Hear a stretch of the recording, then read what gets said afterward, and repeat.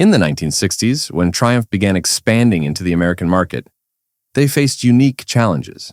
The dominance of Japanese manufacturers like Honda, which were introducing motorcycles with advanced technology, coupled with the well-established Harley-Davidson, forced Triumph to adapt to stay relevant. Despite these obstacles, Triumph, acquired by BSA in 1951, managed to secure a 50% market share of motorcycles, over 500cc in America by 1969. This success was largely thanks to their loyal customers, who continued to support the brand despite technological shortcomings compared to international competitors. One legendary story is how a young designer named Craig Vetter transformed the look of this quintessentially British motorcycle into a cruiser with a design that was exceptionally innovative and unconventional for its time.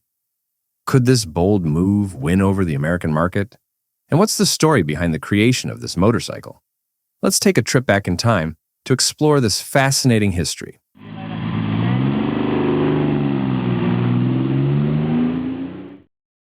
To compete with Honda's CB750, which debuted in 1969, BSA attempted to challenge the Japanese giant by launching their three-cylinder motorcycles, the Rocket 3 and the Triumph T150 Trident.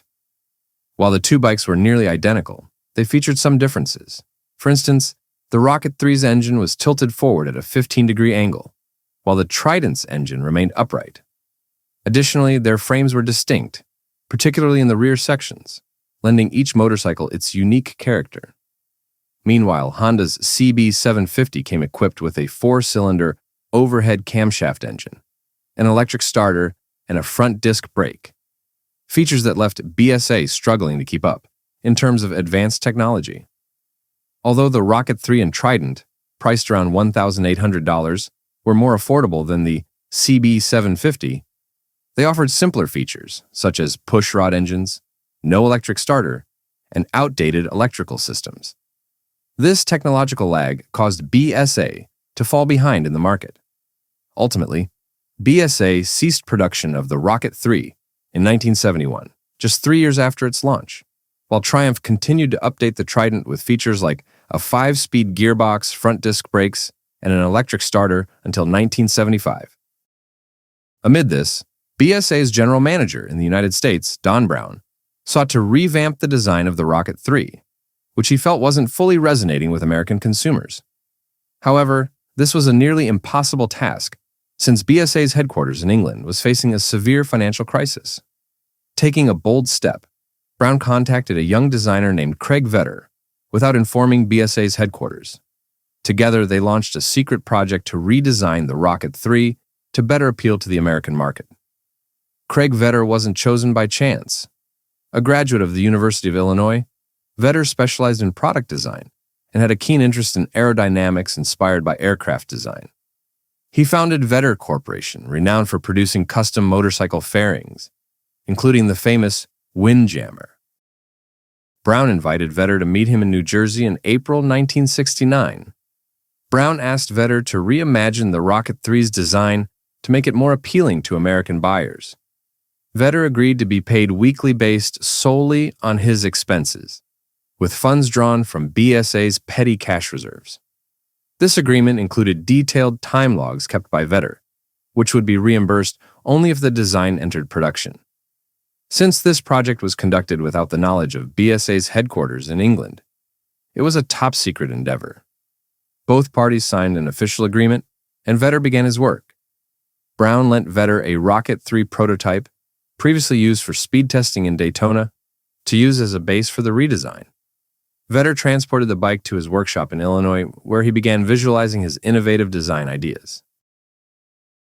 Upon arriving at his workshop in Rantoul, Illinois, Vetter stripped the Rocket 3 down to its frame and engine, removing the tank, seat, and other components he deemed unsuitable for his vision. As he studied this stripped-down motorcycle, he started sketching his ideas on paper, laying the groundwork for a fresh and innovative design to meet the demands of the American market. A significant change was made to the tank, where Vetter, drawing on his expertise with fiberglass, developed a seamless and flowing design. The tank and seat were integrated as a single unit with no visible seams, something that would have been impossible to achieve using metal. He leveraged the flexibility of fiberglass to create a sleek, aerodynamic, and modern aesthetic with fluid lines that captured attention. The bright orange fiberglass tank with yellow stripes further accentuated the bold and eye-catching look, perfectly tailored to appeal to the American penchant for uniqueness and flair. For the front end, Don provided a pair of Seriani forks to be adapted to the Rocket 3. However, as these forks were designed for road racing, they were shorter than necessary for the cruiser-style concept Vetter was pursuing. To resolve this, Vetter fabricated special extensions known as slugs to lengthen the front forks, creating a semi-chopper look with a more relaxed rake angle. This adjustment inadvertently influenced the British production model, as engineers mistakenly believed Vetter intentionally extended the forks for performance reasons. Another aspect that didn't escape Vetter's attention was the exhaust system. Don provided him with 3 exhaust pipes and left Vetter free to design whatever suited the motorcycle's overall look, assuring him that BSA's technical team would handle making it functional. Drawing inspiration from racer Jim Rice's megaphone-style exhausts, Vetter arranged the 3 pipes in a vertically spread configuration. This layout gave the motorcycle a distinctive and iconic appearance while enhancing its bold character. The design would go on to become a signature feature of the X-75 Hurricane. However, the exhaust system only lasted for 1 year of production, ending in December 1972. This was due to new noise and emission regulations introduced by the United States government in 1973. While the Hurricane's megaphone exhausts were visually striking and unique, they failed to meet the new standards.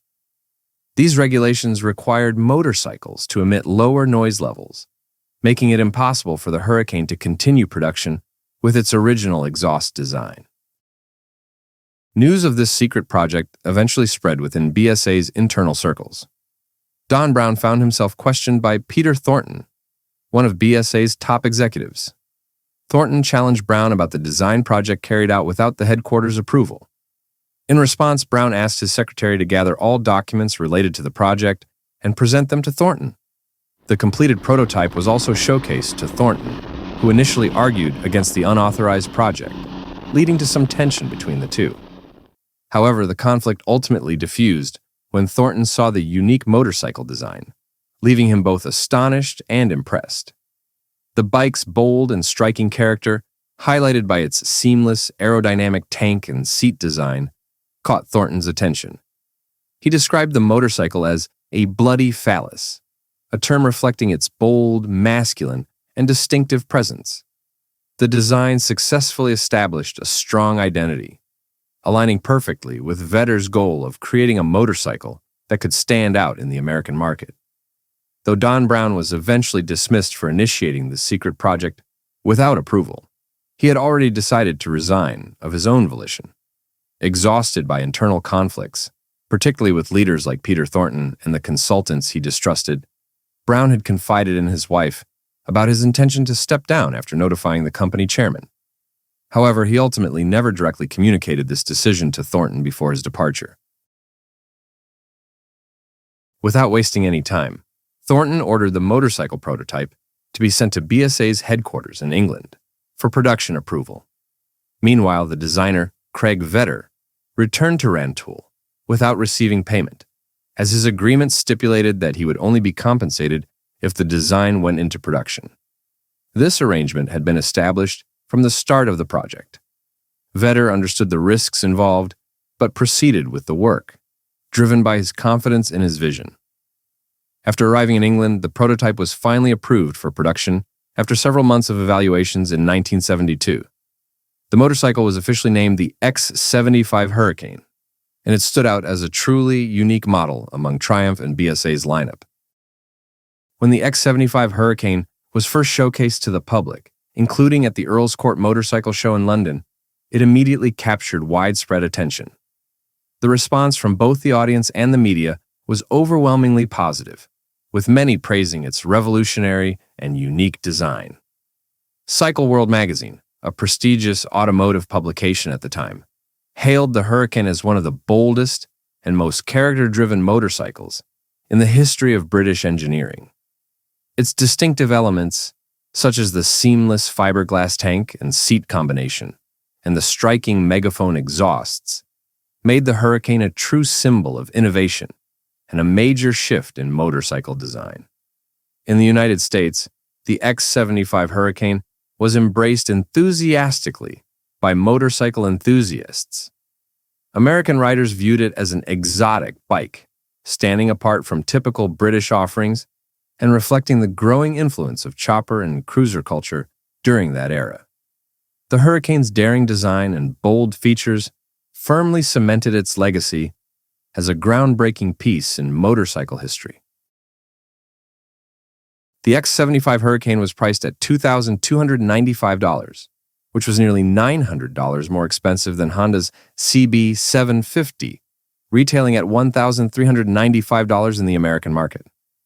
This steep price difference made it difficult to compete directly with the technologically advanced CB750.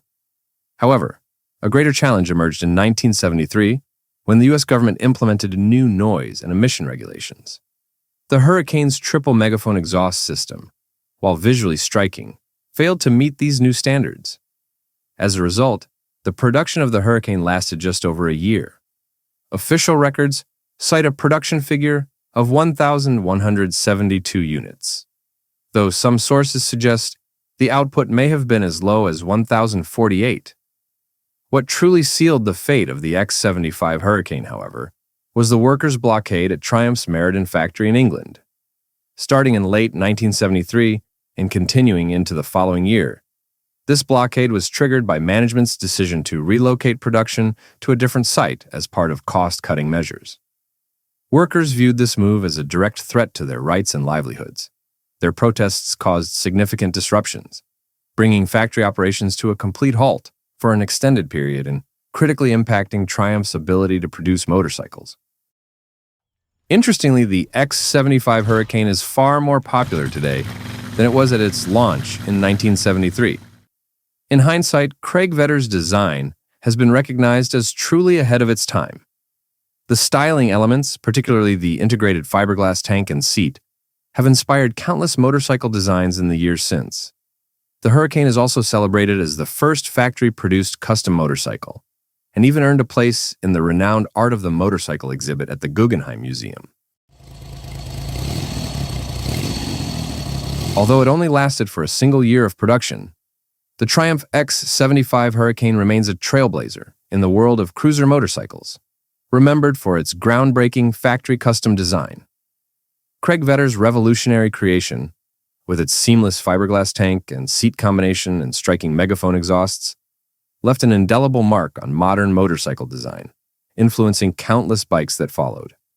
Now that we've journeyed back to the 1970s and uncovered the fascinating history of this iconic bike, what are your thoughts on this bold and innovative design?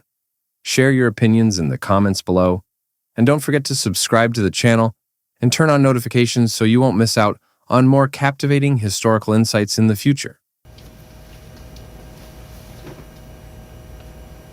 Rum, rum, rum, rum, rum, rum, rum, rum, rum, rum, rum, rum, rum, rum, rum, rum, rum.